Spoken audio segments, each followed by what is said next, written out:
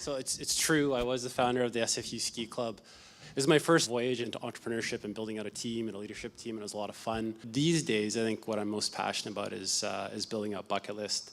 It's the world's largest goal-setting website. So just personally, it's funny watching my entrepreneurial career switch from focusing to building a business to generating revenue to like really wanting to help people now. Currently, it's I think we have about 480,000 members, but we have very lofty goals for where we want to take it. I think there's a lot of things to scaling up a business and to becoming successful. Probably one of the coolest things I've found is to loop in the best outside mentors. And weirdly, I didn't find out until just a few days ago, Greg was going to be here, but Greg mentored me for a year, which was an awesome experience. And he's helping us out with Bucket List in a bunch of ways as well. So surrounding yourself with great people is like key to, I think, growing any business at any size. But that's me. Turn it over to you, buddy. All right. Thanks. We'll man hug later. Yeah, we'll man hug later. Okay, so Greg Malpass, Traction on Demand. There's a good long story. I'm an unintentional entrepreneur. So I think my journey was born more from just not being able to really find a way to fit into existing organizations and kind of almost, I wouldn't say giving up, but just kind of saying, oh, maybe I should just go out on my own and do this all by myself. Now, 4 years in a small townhouse with a whole bunch of machines, eventually you start losing social context. And fortunately, I was an actual entrepreneur by the name of Olivier Vincent, decided to roll the dice and hire me to do a very large rollout of CRM for Camp Pages.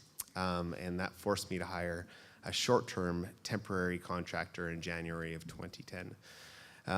The short-term contractor turned obviously into not only he's our CTO and has become a lifelong friend, but basically we I discovered a journey where hey, you can find a whole bunch of wonderful people that you really enjoy spending time with that are really smart, and we can build something.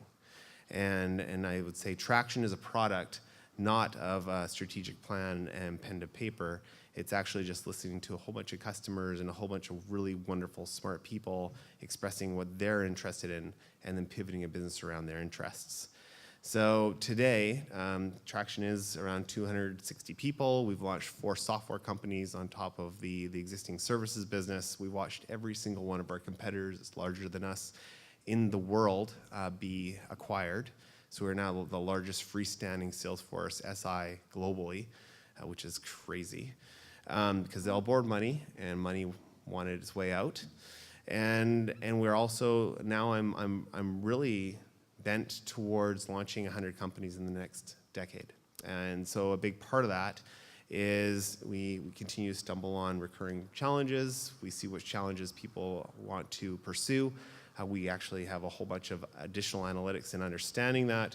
And so now we've launched 4, actually almost all of them are profitable at this point, software companies without any other third-party funding. So hopefully we'll kind of make Traction into a little bit of movement, which is my big dream. Well, thank you for having me here this evening. This is one of my favorite topics. I am a ski bum, actually, and I needed to find a way to stay in Whistler. And so when I finished school, I have a commerce degree, a computer science degree, and a master's in computer science. And a ski town isn't really the best place for that kind of education and experience. And there was only one job in Whistler when I got there in '95. So I found another ski bum, and I found a real estate marketing developer and a 15-year-old, and we started a company called Paradata Systems. And we're the most unlikely group of people to start an organization.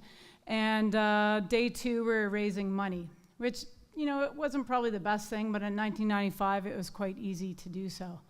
And the first 5 years of that business was absolutely chaotic. And I'd say the first 3 years, everything you could do wrong, we did it. And we failed a lot. We learned a lot. And probably by about 97, 98, 3 years in, my 3 co-founders had departed. One created a complementary company. One went and skied in the interior. And the 15-year-old went to university. So, that sort of left me as the last person standing, and one that was, pretty desperate to make it a success and make good on the money we had raised. And one of the reasons I actually do what I do today and actually wrote the Metronome Effect, because I didn't want anyone to be as desperate as me to actually scale up a company. So I was very fortunate to meet some great thought leaders in '99. I was reading probably 4 books a week at that time, thinking someone must have done this before, and wrote it down. I came across a lot of great thought leaders, but the one that actually made the difference for me was Vern Harnish. And simply just sharing, the one-page plan. If you don't know of it, it's a great tool. But it wasn't the tool, it was just all about the behavior of accountability you need to put in place to scale up an organization. Ones that we were struggling with, and it was probably my biggest weakness. And when I figured out what it took to scale up a company, starting with understanding your core purpose, your core values, where you want to be in 10 years, where you want to be in 3 years, 12 months, 90 days, what do you have to do this week and what you should do today, and how are you going to know if today was successful?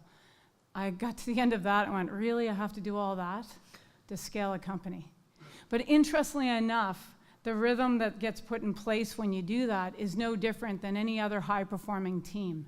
If you think of the top high-performing team out there, and for me, that's what I grew up doing, playing sports, I was actually quite pissed off that I just didn't apply what I learned in how to build a high-performing team to grow my company. And we had a great success once we figured this out. It took us 24 months to implement the methodology, and we brought in a few other thought leaders' methodologies. Pat Lencioni's that did 5 dysfunctions, Brad Smart, powering our human system through top grading. Of course, Jim Collins, and I can go on and on and on. But all these thought leaders, we were able to bring it together in one framework, in one rhythm, and one system that actually reminded us. And it took us 5 more years. So now I'm in for 10 years in my scale up, but 10 years lucky, we were able to sell that to a company in the US called PayPros. We then got to take this framework and implement it for 400 people. And that company was sold last year for $500 million. So, the interesting thing is, on the sale of that company, the probably thing I was most proud of was some of my team members that were still here in Vancouver many years later, working with that organization, still sort of operating to the same beat, to grow the company. I was very lucky to step out of that organization and grow a second organization called Subservio here in Vancouver. And we applied this framework from day one and built it up in 3 years, 3 months. And I actually sort of break the rule David said earlier, women do grow businesses and sell them elsewhere. So my second business, we sold to a public company in Kansas City, DST Systems.